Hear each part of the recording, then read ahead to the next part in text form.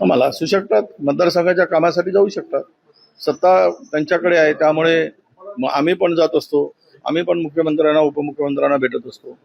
त्यामुळे मतदारसंघातले कामं असतात, कामासाठी जाणं गैर काय. उद्धवजींना भेटलं पाहिजे किंवा ते भेटत नाहीत, हा वेळ देत नाही, हा तो पक्षाचा त्यांचा प्रश्न आहे. भेट देत नाही वगैरे हे सगळे आरोप आहेत.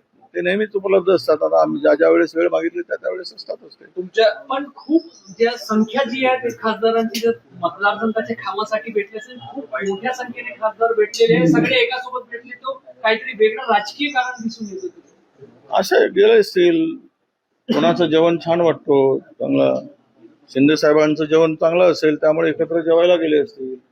त्यात काय आता ह्यावर काय अधिक भाष्य करणं आजच्या स्थितीमध्ये ते उचित होणार नाही. पण मला एक लक्षात आणून दिलं पाहिजे की सगळे महाराष्ट्राच्या की आज तरी अशी कुठलीही शक्यता मला दिसत नाही.